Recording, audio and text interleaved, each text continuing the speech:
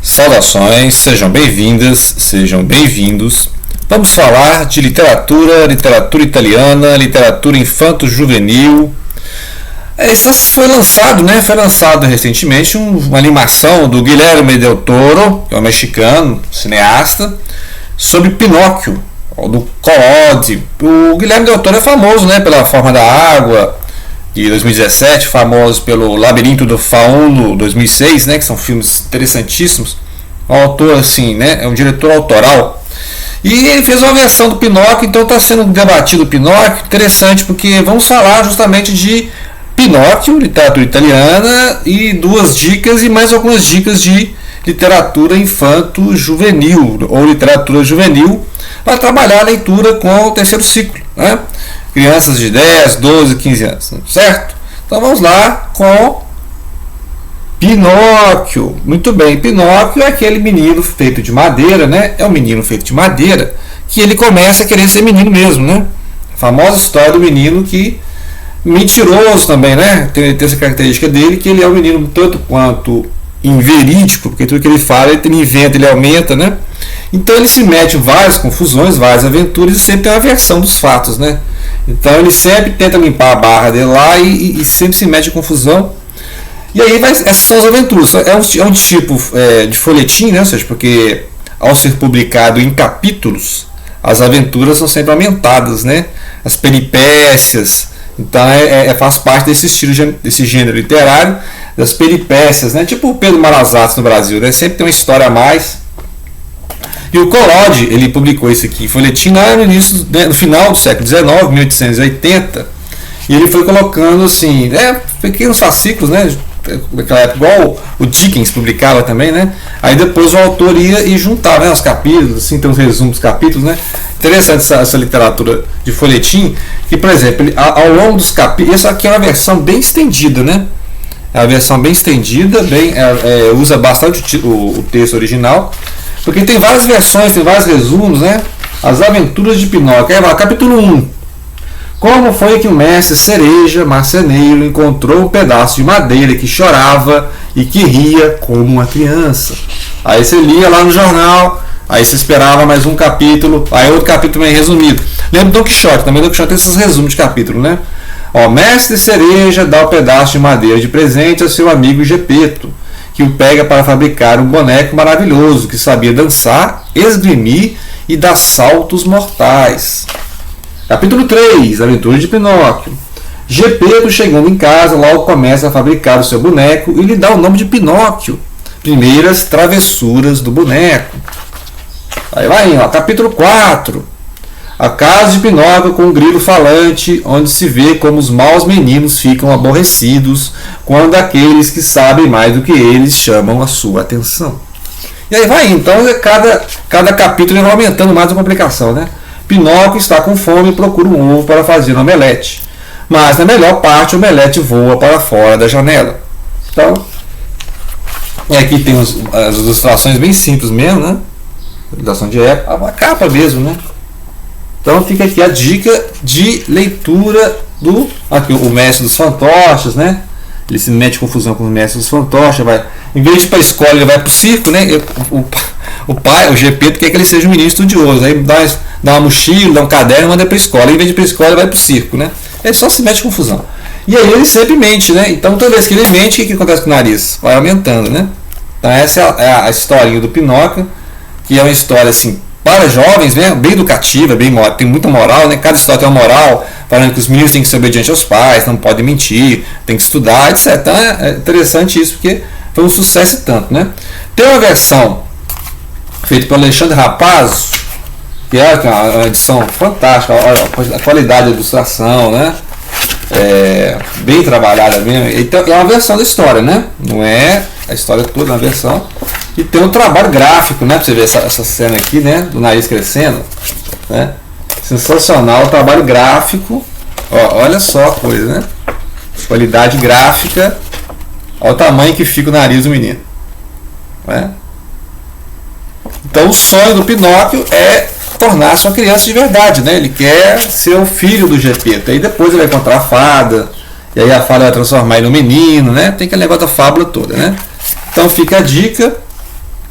de Pinóquio. Mas já que estamos falando de italiano, né? Carlo Collodi, vamos falar de um outro italiano, que também lançou a literatura mais juvenil, que é o Edmundo Amicis, lá em 1886, lançou essa série em diários, né?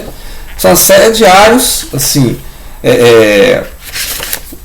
tipo um estudante, né? É tipo um estilo de estudante, vai fazendo o seu diário de escola, cuore, né? Coração. Né? Então aqui ele vai fazendo esse estilo de diário e vai contando as coisas que vão acontecendo, inclusive nessa mudança do século XIX para o XX, né?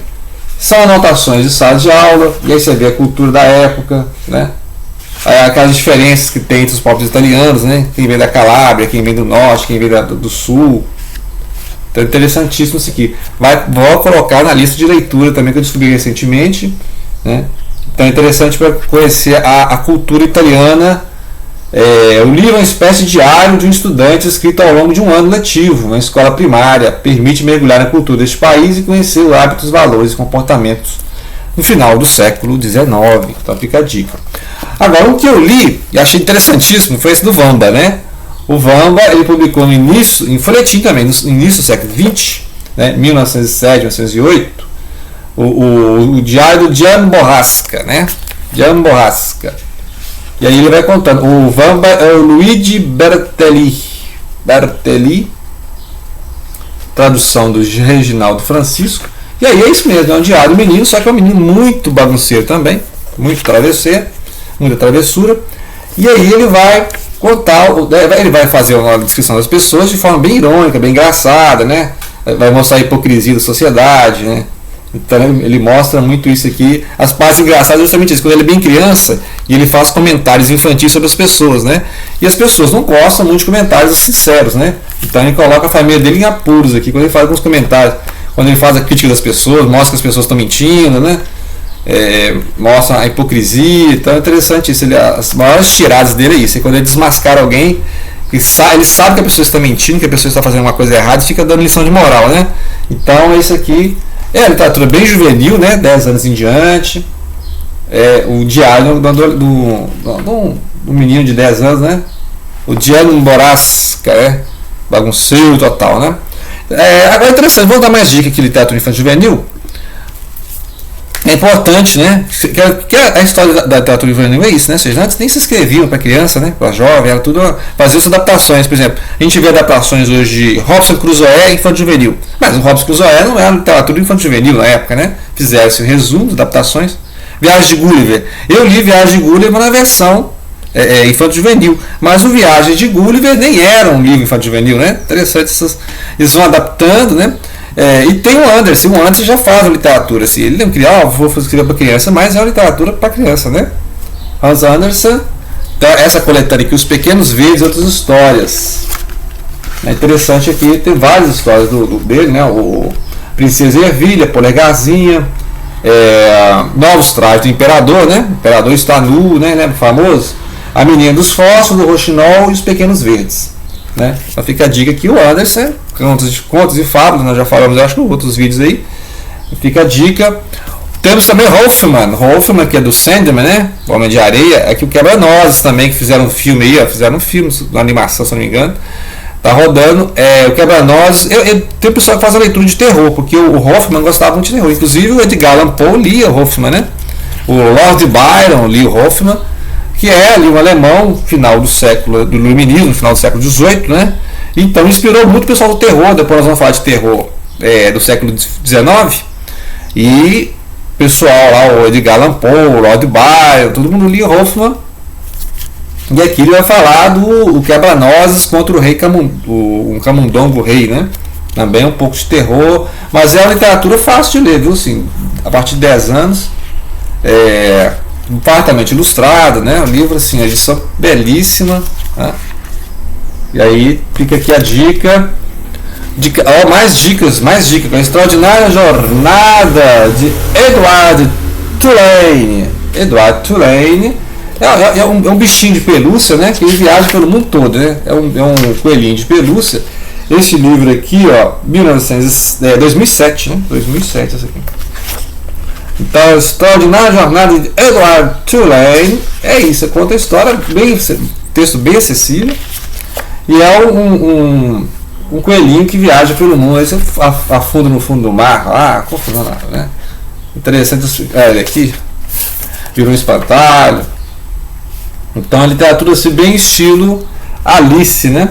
Isso é interessante, porque essa literatura de explorar assim para as crianças, né? De passar uma narrativa para as crianças, Pequeno Príncipe também. Pequeno Príncipe, o cara pensou em fazer uma coisa infanto-juvenil?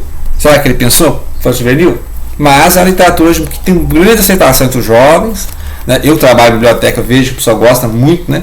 Fora as ilustrações, né? Então, é uma dica que sempre, né? Quer trabalhar com infanto-juvenil, né? Então, a partir de 8, 9, 10 anos, ela pode passar Pequeno Príncipe. Outra dica aqui, ó, Maurice Druon. Maurice Druon é famoso por aquela série dos reis, né? Dos reis lá da França, a série do rei da França. E aí aproveitou o intervalo nessa rede dos reis malditos, né? Se não me engano, no Brasil chamado os reis malditos. Ele conta lá aquela saga dos reis, final da Idade Média, né? Dos reis das monarquias absolutistas da França, desde lá o Filipe, o Belo, né, século XIV, tem uma coleção de livros assim, acho que são uns 10 livros. Aí ele aproveitou o intervalo e fez esse livro aqui, ó, Menino do Verde. O Menino do Verde é o menino que ele enterra o dedão na planta, ele tá aprendendo a fazer jardinagem, né?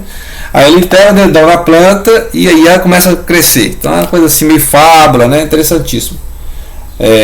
Um clássico da literatura infantil juvenil, O Menino do Dedo Verde encanta gerações de leitores do Brasil e do mundo há pelo menos 5 décadas. Então está aqui 2 edições do O Menino do Dedo Verde. Eu falei aqui da Alice, pois tem edições para trabalhar a Alice, ó, a Alice famosa, né, que é trabalhar em infantil juvenil, tem aqui edições, ó, Lewis Carroll também publicou no final do século XIX, tem essa edição. Essa edição aqui, a tradução do Jorge Furtado e Lisiane Kugland. Deixa eu ver só a data aqui. 2008. Então, uma edição. Tem outra edição aqui, tradução da Adriane Peliano. Bem fartamente ilustrada, grafia, né?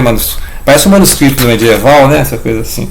Medieval não, manuscrito, né? Que ninguém imagina como que é um manuscrito, né? Que você vê. Esse trabalho de caligrafia. Então, essa tradução da Adriana Peliano, deixa eu só ver a data. Essa edição aqui, 2013. Tradução dos poemas da Miriam Ávila. Miriam Ávila, que é especialista em Alice no país. Aqui, o título que eles deram aí, Aventuras de Alice no Subterrâneo. E tem outro, tem uma Alice no Espelho, né? Ou seja, já tem uma franquia da Alice, né? Pessoal, quem gosta de franquia da Alice. Outro livro que eu indico é um que já virou filme, 2 filmes, né? Que é a Fábrica de Chocolate, ó, Fantástica Fábrica de Chocolate do Roald Dahl, né? Roald Dahl, ele é um galês, filho de noruegueses. Essa tradução aqui da Cláudia Scamakia,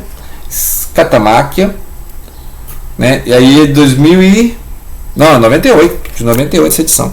E aí tem o filme mais antigo, né, e tem o mais novo, que se deram um olhar assim mais gótico, mais noir, né, da fábrica, que na verdade no livro o menino é mais importante, né? O menino lá, o pobre, que ele ganha o cartãozinho do chocolate para visitar a fábrica do senhor Willy Wonka.